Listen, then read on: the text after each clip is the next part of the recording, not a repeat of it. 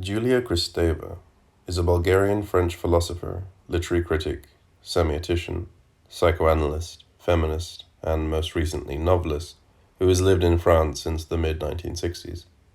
She has taught at Columbia University and is now a professor emerita at Université Paris-Cité. The author of more than 30 books, including Powers of Horror, Tales of Love, Black Sun, Depression and Melancholia, Proust and the Sense of Time, and the trilogy Female Genius. She has been awarded Commander of the Legion of Honor, Commander of the Order of Merit, the Holberg International Memorial Prize, the Hannah Arendt Prize, and the Vision 97 Foundation Prize, awarded by the Havel Foundation. Kristeva became influential in international critical analysis, cultural studies, and feminism after publishing her first book, Semiotique, in 1969. Her sizable body of work includes books and essays which address intertextuality, the semiotic, and objection in the fields of linguistics, literary theory and criticism, psychoanalysis, biography and autobiography, political and cultural analysis, art and art history.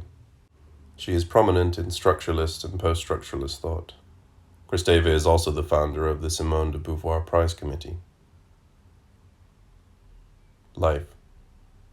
Born in Sliven, Bulgaria, to Christian parents, Kristeva is the daughter of a church accountant. Kristeva and her sister attended a francophone school run by Dominican nuns. Kristeva became acquainted with the work of Mikhail Bakhtin at this time in Bulgaria.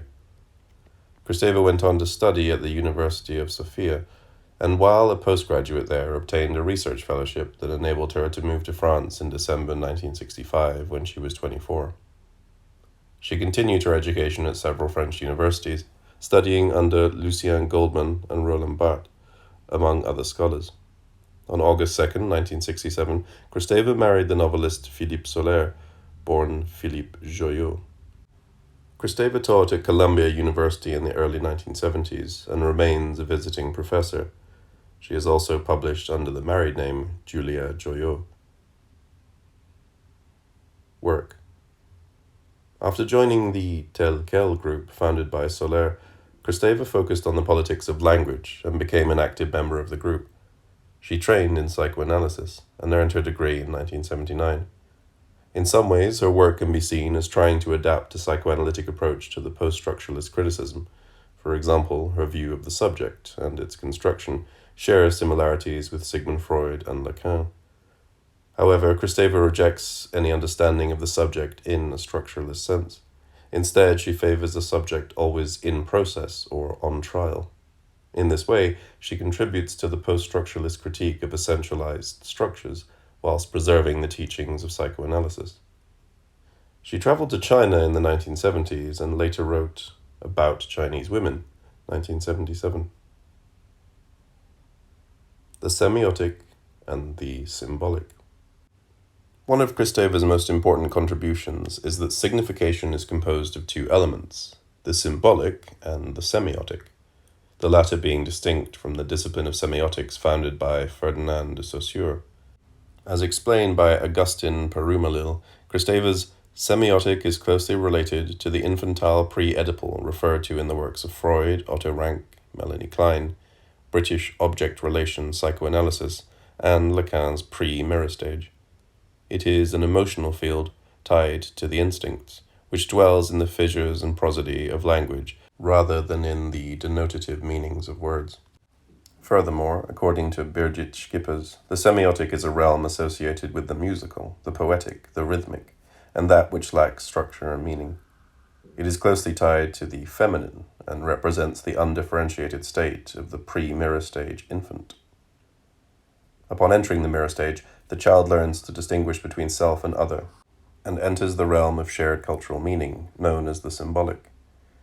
In Desire in Language, 1980, Kristeva describes the symbolic as the space in which the development of language allows the child to become a speaking subject and to develop a sense of identity separate from the mother. This process of separation is known as abjection, whereby the child must reject and move away from the mother in order to enter into the world of language, culture, meaning, and the social. This realm of language is called the symbolic and is contrasted with the semiotic in that it is associated with the masculine, the law, and structure. Kristeva departs from Lacan in the idea that even after entering the symbolic, the subject continues to oscillate between the semiotic and the symbolic. Therefore, rather than arriving at a fixed identity, the subject is permanently in process. Because female children continue to identify to some degree with the mother figure, they are especially likely to retain a close connection to the semiotic. This continued identification with the mother may result in what Kristeva refers to in Black Sun, 1989, as melancholia, depression, given that female children simultaneously reject and identify with the mother figure. It has also been suggested, e.g. Creed, 1993, that the degradation of women and women's bodies in popular culture, and particularly, for example, in slasher films, emerges because of the threat to identity that the mother's body poses. It is a reminder of time spent in the undifferentiated state of the semiotic, where one has no concept of self or identity. After abjecting the mother, subjects retain an unconscious fascination with the semiotic, desiring to reunite with the mother, while at the same time fearing the loss of identity that accompanies it. Slasher films thus provide a way for audience members to safely reenact the process of abjection by vicariously expelling and destroying the mother figure. Kristeva is also known for her adoption of Plato's idea of the chora, meaning a nourishing maternal space, Schipper's 2011. Kristeva's idea of the chora has been interpreted in several ways, as a reference to the uterus, as a metaphor for the relationship between the mother and child, and as the temporal period preceding the mirror stage. In her essay Motherhood According to Giovanni Bellini, from Desire in Language, 1980, Kristeva refers to the chora as a non-expressive totality formed by drives and their stases in a motility that is as full of movement as it is regulated. She goes on to suggest that it is the mother's body that mediates between the chora and the symbolic realm. The mother has access to culture and meaning, yet also forms a totalizing bond with the child. Kristeva is also noted for her work on the concept of intertextuality.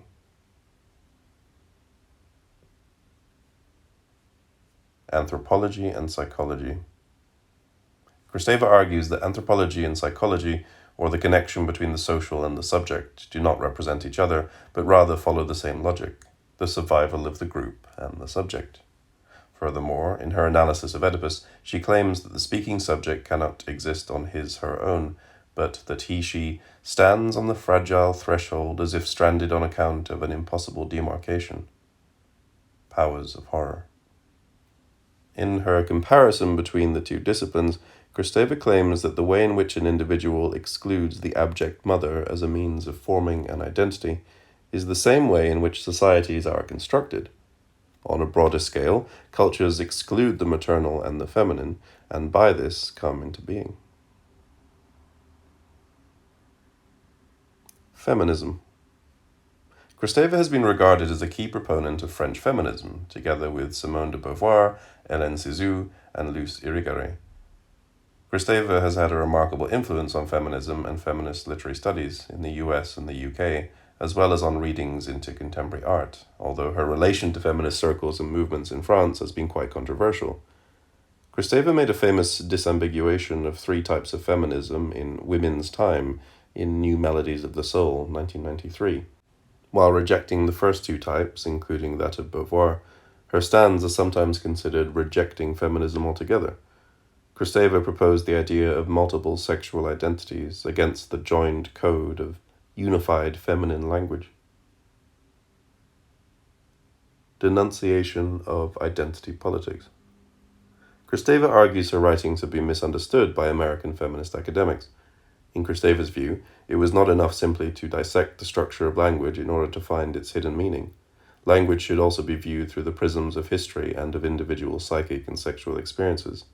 This post-structuralist approach enabled specific social groups to trace the source of their oppression to the very language they used. However, Kristeva believes that it is harmful to posit collective identity above individual identity, and that this political assertion of sexual, ethnic, and religious identities is ultimately totalitarian. Novelist. Kristeva wrote a number of novels that resemble detective stories. While the books maintain narrative suspense and develop a stylized surface, her readers also encounter ideas intrinsic to her theoretical projects. Her characters reveal themselves mainly through psychological devices, making her type of fiction mostly resemble the later work of Dostoevsky. Her fictional oeuvre, which includes The Old Man and the Wolves, Murder in Byzantium, and Possessions, while often allegorical, also approaches the autobiographical in some passages, especially with one of the protagonists of Possessions, Stéphanie Delacour, a French journalist, who can be seen as Kristeva's alter ego. Murder in Byzantium deals with themes from Orthodox Christianity and politics. She referred to it as a kind of anti-Da Vinci Code. Honours. For her innovative explorations of questions on the intersection of language, culture, and literature, Kristeva was awarded the Holberg International Memorial Prize in 2004. She won the 2006 Hannah Arendt Prize for Political Thought. She has also been awarded Commander of the Legion of Honor, Commander of the Order of Merit, and the Vaclav Havel Prize. On October 10, 2019, she received an honoris causa doctorate from Universidade Católica Portuguesa.